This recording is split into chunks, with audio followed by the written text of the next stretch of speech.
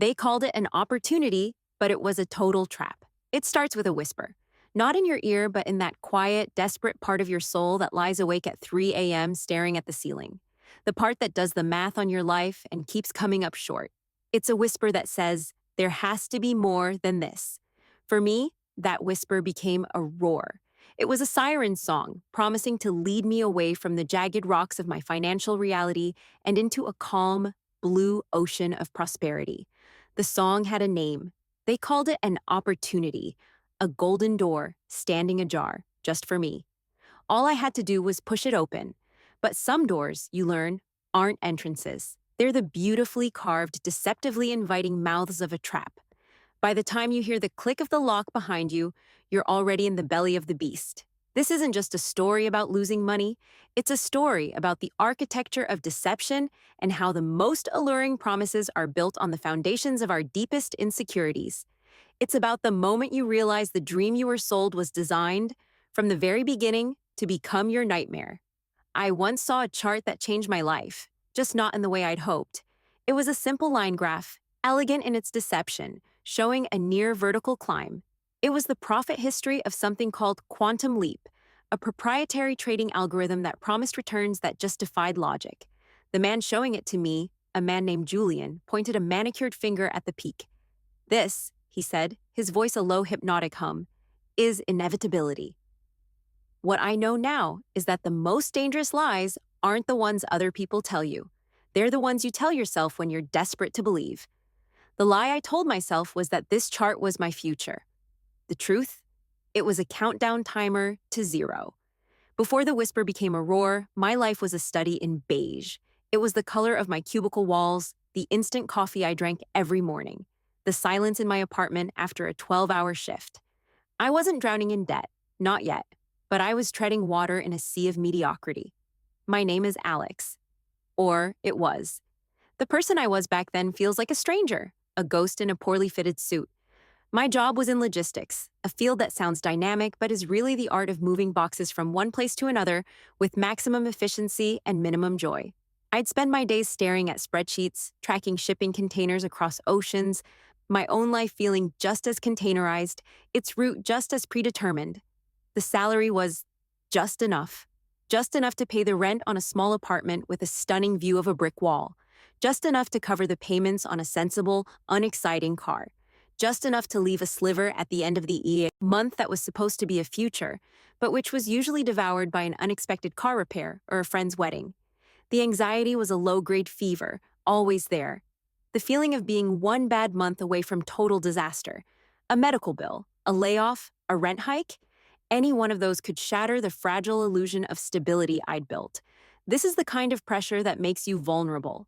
It makes promises of quick relief sound less like scams and more like salvation.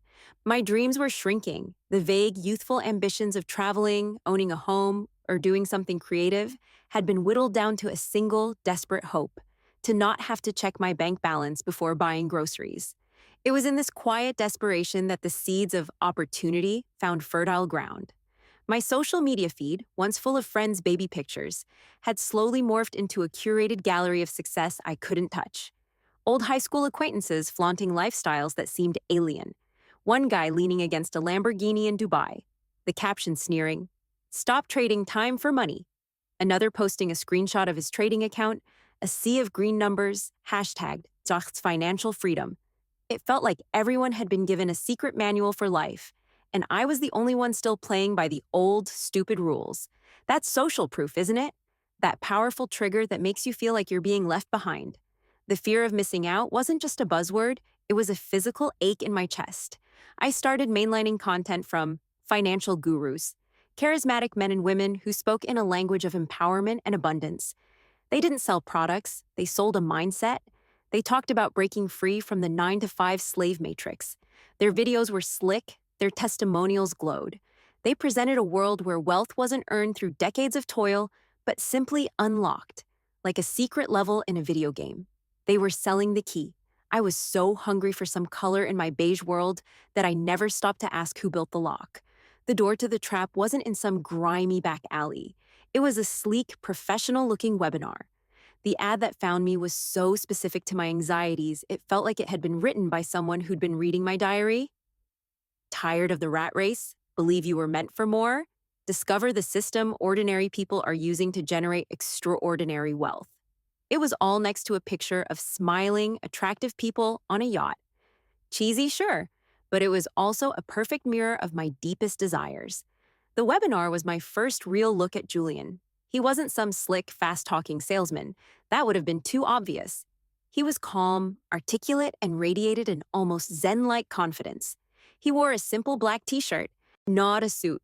He sat in a minimalist, tasteful home office, with books on philosophy and quantum physics behind him, not finance. He positioned himself as a guide, an anti-establishment truth-teller who'd found a secret the financial world didn't want you to know. They want you to believe that wealth is complicated, Julian began, his voice smooth and reassuring. They've built a system, a matrix, designed to keep you running on their hamster wheel, powering their profits with your life energy. He paused, letting it sink in. But what if I told you the system is flawed? That there's a backdoor? Then he introduced quantum leap. He threw around a lot of complex, impressive-sounding jargon. Algorithmic arbitrage, AI-driven predictive analysis, hyper-frequency trading. He explained that quantum leap was an AI that could analyze market fluctuations faster than any human, executing thousands of tiny, profitable trades every second. He claimed it wasn't investing, which has risk, but arbitrage, which was, in his words, a mathematical certainty. That should have been it, the moment I clicked off. High, guaranteed returns with no risk, only fraudsters guarantee profits. Then came the visuals. The Quantum Leap dashboard was beautiful, dark mode with pulsing green and blue lines. He showed live trades happening, tiny fractions of a cent piling up into dollars, then hundreds of dollars, in real time.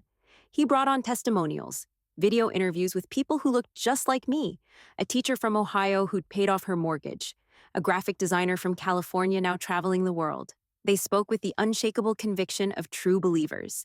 The whole thing was a funnel, slowly narrowing toward commitment. He wasn't asking for money, not yet. He was offering an invitation to join an exclusive community. I'm not looking for customers, he said, leaning into the camera. I'm looking for partners, people who are ready to break free. The webinar ended with a call to action framed as a limited chance. Because of the algorithm's nature, we can only allow a small number of users in at a time. There are only 50 spots available in this intake. It's a classic tactic, creating false urgency to stop you from thinking too hard. If a deal is legitimate, it'll still be there tomorrow. To get a spot, you had to schedule a strategy call. My heart was pounding. Every skeptical bone in my body was screaming, but the whisper of hope was just louder. What if this is it? What if this is real? I clicked the link. My strategy call was 2 days later, with a woman named Chloe. She was bubbly and relentlessly positive. She asked about my dreams, my goals, my pain points. She made me feel seen. She didn't sell me on the program. She sold me on the version of myself that was already in it. I can just picture you, Alex, she said. 6 months from now, finally quitting that job you hate. What's the first thing you'd do? She was selling my own dream right back to me. Finally, the price. It wasn't an investment, she explained, but a one-time licensing fee for the software. $5,000. And a minimum trading deposit of $10,000, which the algorithm would manage in my own private, secure wallet. The total was just high enough to feel exclusive and just low enough to be within reach if I drained my entire, meager savings. I know it's a significant number, Alex, Chloe said, her voice softening, but you have to think of it not as a cost, but as an investment in your freedom. All the truly successful people I know weren't afraid to invest in themselves. She was an expert at reframing risk as a virtue. My hesitation wasn't prudence, it was fear. My skepticism wasn't logical, it was a scarcity mindset. When I asked for documents, anything in writing, she was cheerfully evasive. We're a tech company, not some old-school Wall Street firm. We cut out all that red tape. It's how we stay agile. I told her I needed to think about it. I understand, she said, the pressure gentle but firm. But I have a waiting list, and I can only hold your spot for 24 hours. Don't let fear make this decision for you. That night, I didn't sleep. I paced my apartment, the beige walls closing in. The $15,000 was everything, my emergency fund, my safety net. But the vision they'd painted was so vivid, so intoxicating. The dream of a life without that low grade fever of anxiety, the dream of a life in full color. By morning, I told the voice of reason to shut up. I transferred the money. The moment I hit send, I felt a terrifying cocktail of panic and exhilaration. I had jumped. I could only pray they'd put a net out for me. The first few weeks were a masterclass in psychological conditioning. Once the money was in, I got access to the Quantum Leap dashboard. And just like Julian had shown, it was working. Or it looked like it was. Every day, I'd log in and see my balance ticking up. Never a huge jump, just small, consistent gains. $50 one day, $75 the next. It was designed to be believable. To my untrained eye, it looked like the steady, reliable profit machine I was promised.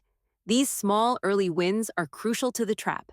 They quiet the buyer's remorse that's screaming in your head, and they serve as bait.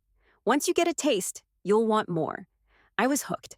I checked the dashboard 20 times a day. Each little green number was a hit of dopamine, a confirmation that I was a genius.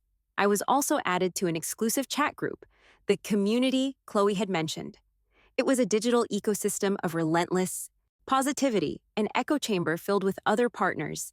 The group was flooded with success stories, people posting screenshots of their growing balances, talking about quitting their jobs, buying cars. Just hit my first 5K a week. Thanks, Julian and the team. Paid off my student loans. I'm literally crying. This system is a blessing. I know now that many of these accounts were probably fakes, run by the scammers to create an illusion of success. But at the time, it was intoxicating. It made me feel like I was part of a secret elite club. Any hint of skepticism was immediately shouted down. If someone asked a tough question like why the platform wasn't registered with any financial authority, they'd be swarmed. Stop with the negativity. Trust the process. The peer pressure was incredibly effective at keeping everyone in line. About a month in, Julian held another partners-only webinar. He congratulated us on our success and then made his next move. What you've experienced so far, he said, is just the beginning. The algorithm performs exponentially better with more capital. Those of you seeing $50 days could be seeing $500 days. We're opening our accelerator tier for the next 48 hours. It requires a minimum deposit of $50,000, but the returns are where true financial sovereignty lies. He was dangling a bigger carrot, and because of the initial profits, it seemed logical. I didn't have another $40,000, but the dream was so potent now. I started thinking about how I could get it.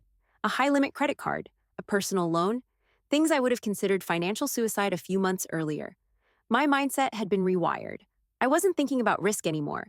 I was thinking about the opportunity cost, the money I was losing by not going all in. I managed to scrape together another $25,000 through a loan and credit card advances.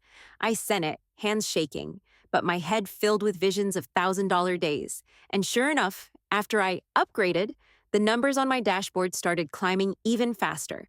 Then came the most insidious part, a referral program. For every person we brought in, we'd get a 10% commission on their fee, a quick $500 plus a percentage of their profits. The emphasis was shifting from the product to recruitment, the classic sign of a pyramid scheme. It weaponized my own belief. I genuinely thought I was helping people. My friends and family saw a change in me. I was optimistic, energetic. When they asked why, I showed them the dashboard on my phone, the climbing numbers, the vibrant chat group. I was a walking, talking testimonial. My best friend, Mark, was skeptical. "Alex, this sounds too good to be true," he warned me. "Where's the money actually coming from? Who are these people?" I recited the lines I'd learned. "You're thinking with a scarcity mindset, man. It's a new paradigm." I got defensive, angry. His doubt felt like an attack on my intelligence. We had a huge fight. I accused him of being jealous. He told me I was in a cult. We didn't speak for weeks. The scam was doing its work, isolating me from my real support system, leaving me with only their voices in my head. I convinced two people to join, a former colleague and my younger cousin. I walked them through the process, using the same language on them that had been used on me. When they sent their money, I got a notification. $1,000 has been deposited into your account. It felt good, but it was a dirty feeling, a strange mix of success and shame I couldn't place. I was no longer just a victim of the trap, I had become the bait. The illusion held for 6 months. 6 months of watching numbers on a screen, living in a future that was always just around the corner. My balance on the dashboard had swelled to just over $90,000. I turned $40,000 of my own money and debt into a small fortune. Or so I thought. I was finally ready to take a bite. I decided to withdraw just $10,000 to pay off my credit card debt. It would be the first tangible proof that any of this was real. I logged in, went to the withdrawal section, and filled out the form. My heart was thumping with a giddy excitement. This was it, the moment of triumph. I hit submit. A small message popped up.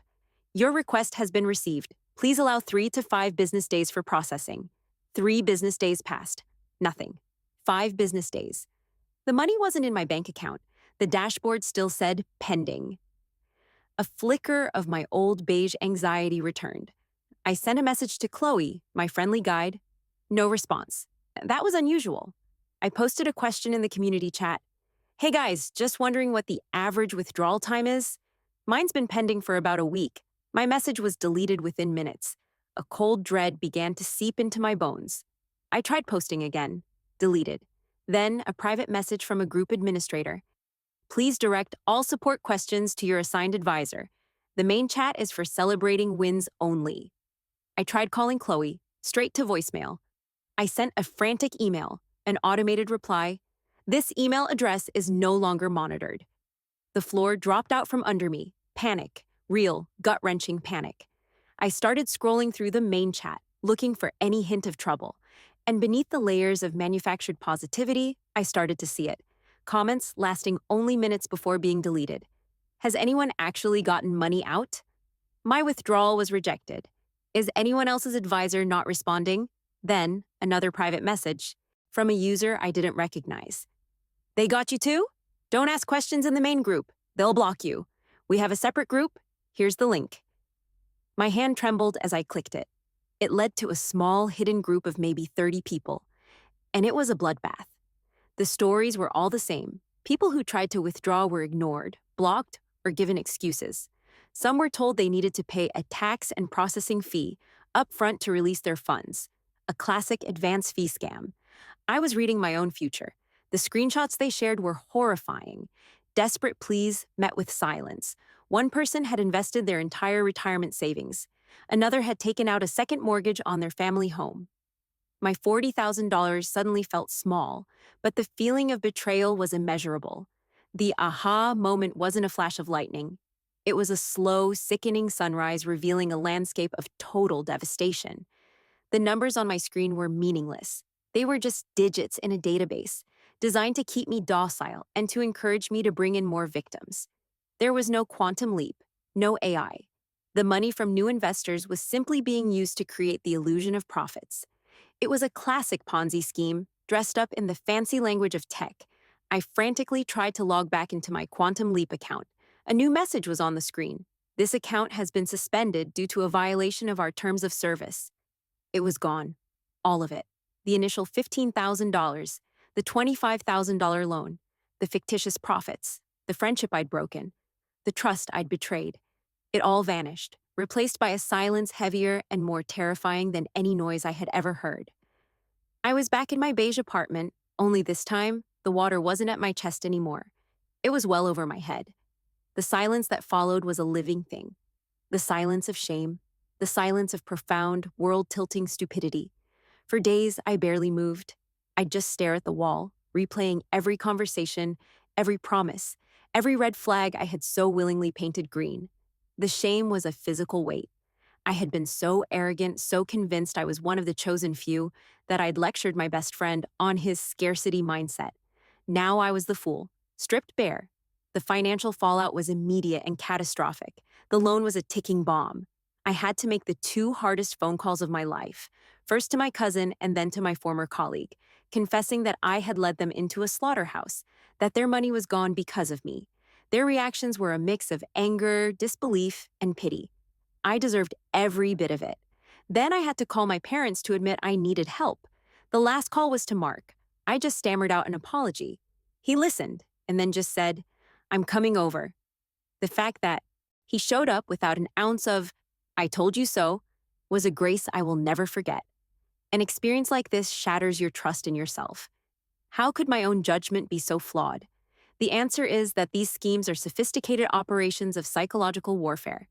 They succeed because they expertly exploit our human nature. They find your deepest vulnerability, financial desperation, loneliness, a lack of purpose, and sell you a story that perfectly fills that void. They build credibility, not with facts, but with polish. They manufacture social proof with fake testimonials and controlled chat groups that prey on our fear of being left out. They use urgency and scarcity to force you into impulsive decisions. They use complicated jargon to make you feel special and to stop you from asking simple questions. And most importantly, they reframe everything. Risk becomes courage. Skepticism becomes a limiting belief. The people who warn you are just haters. They systematically dismantle your critical thinking and isolate you from your support network until the only reality you trust is the one they built for you. And now they have AI that can create convincing deepfakes. They can buy your data to understand your specific anxieties and target you with ads that feel like they're reading your mind. The trap is getting smarter. It's a pyramid scheme with a PhD in behavioral psychology. The only revenge I could imagine wasn't getting the money back. That was gone, bounced through a dozen crypto wallets. The real revenge is this: understanding the architecture of the trap. It's laying its blueprints bare for everyone to see. It's making sure that the red flags I missed are lit up like giant flashing neon signs for you. Because the promise of easy money and guaranteed returns is always, without exception, a lie. There is no secret algorithm. There is no backdoor. The system is working exactly as designed, with the vast majority at the bottom losing everything to fund the criminals at the top. The get-rich-quick industry thrives on the silence and shame of its victims. People are too embarrassed to admit they were fooled, so the scammers just move on to the next person. If this story helps even one person spot the signs, then sharing it is worth it. Please consider sharing this with someone who might need to hear it. And in the comments, share your own experiences. Let's turn this echo chamber of shame into a chorus of awareness. It took me over a year to climb out of that hole. A year of working 2 jobs, selling my car, living a life more beige than I could have imagined. The financial scars are healing, slowly, but the psychological ones, they stick around. There's a cynicism that wasn't there before. My trust in my own judgment is something I am still rebuilding piece by painful piece. The whisper for more is a fundamental part of being human. It's the engine of ambition. But predators know this. They know how to take that hopeful impulse and twist it into a weapon to use against us. They dress up ancient scams in new clothes, hiding pyramid schemes behind the glamour of crypto and Ponzi schemes behind the mystique of AI. The greatest defense is to make peace with a hard truth. There are no shortcuts. Wealth that lasts is built slowly, brick by brick. It's a construction project, not a lottery ticket. Anything that promises the summit without the climb, the reward without the work, is not an opportunity. It is and always will be a trap. They will call it a golden door, but you have to remember that behind it, there is only a fall, and the only thing at the bottom is the hard, cold ground of reality.